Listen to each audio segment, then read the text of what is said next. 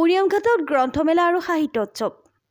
উৰিয়ামঘাটত আজিৰ পৰা 5 দিনীয়াকৈ অনুষ্ঠিত হ'ব গ্ৰন্থমেলা আৰু সাহিত্য উৎসৱ।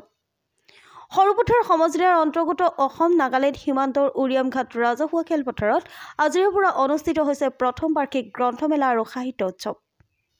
অনুষ্ঠানটোৰ লগত সংগতি ৰাখি অনুষ্ঠিত কৰিছে সাহিত্য প্ৰতিযোগিতাৰো।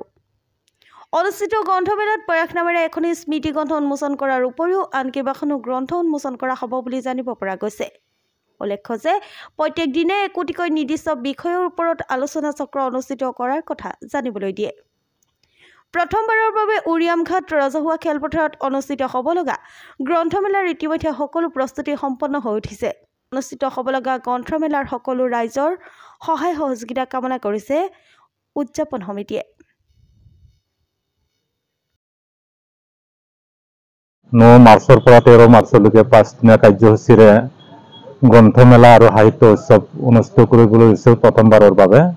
গতিকে ইতিমধ্যে আমাৰ গুৱাহাটীৰ পৰা দাপোন, শিৱসাগৰৰ পৰা গ্ৰন্থপীঠ আৰু জ্ঞানমকে আদি কৰি কেইবাখনো গ্ৰন্থ বিপণী প্ৰকাশকে আমাৰ মাজত আহি উপস্থিত হৈছে আৰু তেখেতসকলক আমি ধন্যবাদ জনাইছোঁ। আৰু অহাকালিও কেইবাখনো গ্ৰন্থ বিপণী আমাৰ মাজত আহিব।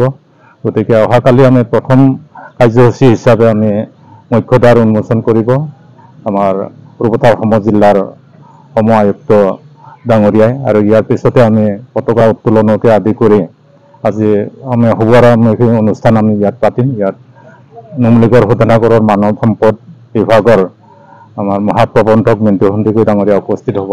আৰু ইয়াৰ পিছৰে পৰা আমাৰ প্ৰতিদিনাখনে বিভিন্ন অনুষ্ঠান প্ৰতিষ্ঠান আমাৰ ইয়াত অনুষ্ঠিত হ'ব।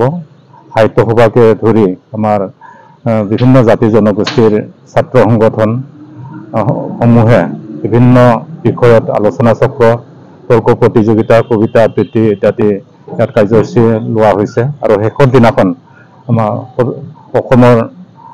অসম সাহিত্য সভাৰ মাননীয় সভাপতি ডক্টৰ বসন্ত গোস্বামী ছাৰকে প্ৰমুখ কৰি আমাৰ সৰুপথাৰ সমষ্টিৰ বিধায়কে লৈ কেইবাগৰাকী বিশিষ্ট ব্যক্তি, শিক্ষাবিদ আমাৰ এই অনুষ্ঠানত উপস্থিত থাকিব। গতিকে আমি আশা কৰিছোঁ ৰাইজে আমাক সঁহাৰি জনাব আৰু ছাত্ৰ ছাত্ৰীসকল বা আমাৰ গ্ৰন্থপ্ৰেমী ৰাইজ আৰু ইয়াৰ স্থানীয় বাসিন্দা সকলোৱে যাতে আহি আমাক সহায় সহযোগ আগবঢ়ায় আমি আশা কৰিছোঁ যে প্ৰথমবাৰৰ বাবে আমি গ্ৰন্থ উৎসৱ আৰু সাহিত্য মেলাৰ যোগেদি আমি এই অঞ্চলত এটা বৌদ্ধিক পৰিৱেশ বা কিতাপ পঢ়াৰ যি অভ্যাস সেইটো আমি গঢ়ি তুলিবলৈ প্ৰয়াস কৰিছোঁ। আশা কৰিছোঁ সকলোৱে আমাক সহানুভূতি জনাব আৰু সকলোৱে আহি অন্ততঃ এখনকৈ হ'লেও কিতাপ যাতে কিনিবলৈ যত্ন কৰে তাৰ বাবে সকলোকে আমি আহ্বান জনাই মই